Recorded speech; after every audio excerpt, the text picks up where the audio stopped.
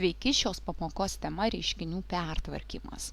Pamokoje sužinosime, kada yra naudinga skaitinius reiškinius pertvarkyti pagal labai gražų skirstomumo dėsnį ir kada vis tik tai nenaudinga pertvarkyti, o reikia vadovautis tiesiog veiksmų atlikimo tvarka. Taigi dėmesio lentoje turime užrašytą skaitinį reiškinį. Mūsų užduotis apskaičiuoti jo reikšmę. Tai aš galiu tiesiog apskaičiuoti labai paprastai, žinodama veiksmų tvarką. Žinau, kad pirmasis veiksmas visada yra atliekamas skliaustuose. Tai yra pirmas veiksmas. Tuomet antras veiksmas gautą rezultatą padauginti iš 4. Antras būtų veiksmas. Iš 120 atimti 20 man nėra problema, todėl aš rašau, kad gaunu 100. Ir tą 100 dabar jau turėsiu antrų veiksmų padauginti iš 4. Taip nesunkiai gavau 400.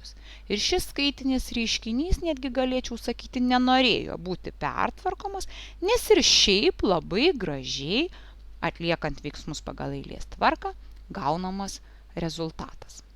O dabar pažiūrėkime į antrąjį pavyzdį. Jeigu reiškinio nepertvarkyčiau, o vėlgi veiksmus atlikčiau pagal veiksmų tvarką, tai pirmiausia prie 8 turėčiau pridėti 9. Taip, iš ties tai atlikti nesunku. Gaunu 17.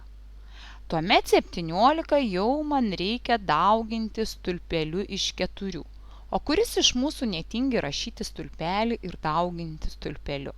Kiekvienas galvom, kaip būtų gerai, jeigu aš galėčiau atlikti veiksmą mintinai.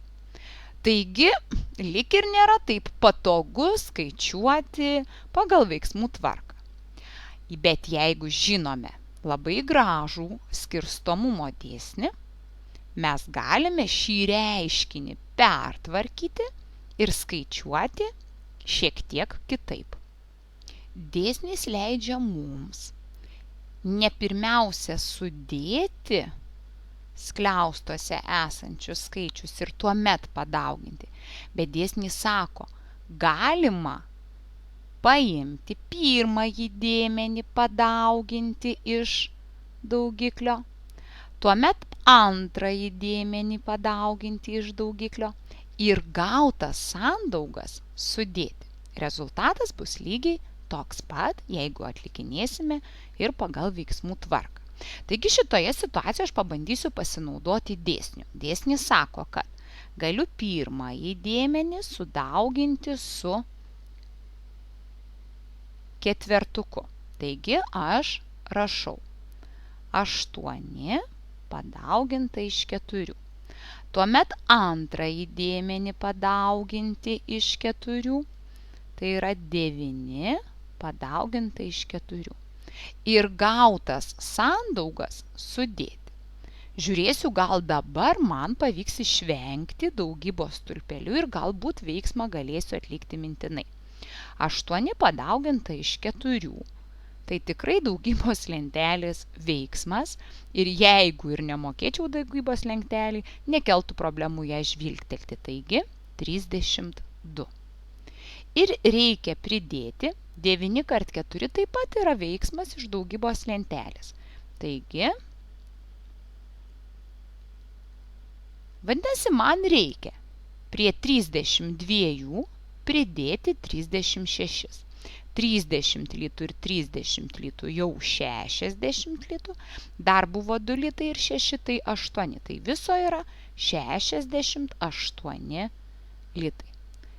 Pritaikydama šiam veiksmui skirstomumo dėsnį, išvengiau daugybos stulpelių. Prisipažinsiu sąžiningai, aš pati ją nelabai mėgstu. Pažiūrėkime štai į šį veiksmą ir pamastykime. Vėlgi yra reiškinys, ar ne? Reikia atlikti veiksmus, apskaičiuoti reiškinio reikšmę. Galvoju, jeigu vis tik atsispirsiu nuo to, ką žinau jau iš anksčiau, tai yra, kad pirmas veiksmas yra skliaustuose, antras veiksmas yra daugyba jau šitoj situacijai, tai man reikės prie 10 pridėti 2, gausiu 12. Nuo tuomet 12 dauginti stulpeliu iš 6. Nelabai patogu. Bet gal galiu į pagalbą pasikviesti skirstomumo dėsnį, kuris sako, Neskubėk atlikti veiksmo skliaustuose. Bet jeigu skliaustuose turi sumą, o vėliau pasakysiu, kad ir skirtumai tai tinka, tai tiesiog imk pirmąjį narį padaugink iš 6, tai yra 10 kart 6. Tuomet antrąjį narį padaugink iš 6, 2 padaugink iš 6 ir tiesiog imk gautus rezultatus ir sudėk. Manau, kad tokį veiksmą atlikti mintinai tikrai galėsime. 10 padauginti iš 6 tikrai zuikio dainos. 60. Ir 2 padauginti iš 6 taip pat nėra probleminis daugybos veiksmas, tai yra 12. Na, o prie 60 pridėti 12 bus, pridėsiu 10, 70, dar 2, 72. Ir štai skirstomumo dėsnio pagalba šį veiksmą atlikau tiesiog mintinai. Kaip ir užsiminiau, skirstomumo dėsnis galioja, kai reikia sumą padauginti iš skaičiaus ir kai reikia skirtumą padauginti iš skaičiaus. Taigi dabar pavyzdėlis su skirtumu, kai skliaustuose yra atimties veiksmas. Jeigu, dar kartą priminsiu, elgtumėmės po senoviai, dabar jau galiu taip vadinti, iš 40 atimtumėm 2, gautumėm 38 ir neišvengiamai reikėtų dauginti 38 iš 5 stulpelių. Bet taip norėtųsi vis tik tai apskaičiuoti visą tai be daugybos stulpelių, mintinai. Taigi pabandykime pritaikyti skirstomumo dėsnį. Skirstomumo dėsnis sako, pirmiausia imk pirmąjį skirtumo narį, tai yra 40 ir padaugink iš 5, o tuomet padaugink antrąjį narį iš 5, tai yra 2 iš 5 ir gautus rezultatus atimk. Na, 40 padauginti iš 5 tikrai nėra sunku mintinai. 40 litų 5 kartus. Tai bus 200. 2 padauginti iš 5 taip pat nėra problema. Taigi atimti 2 kart 5 – 10. Sutikit, kad iš 200 atimti 10 mintinai jau galima. Nereikia papildomo užrašo stulpelių. Ir tai yra 190. Štai taip protingai pastebėjus, kada pritaikyti skirstomumo dėsnį, mes galime kai kuriuos veiksmus atlikti mintinai.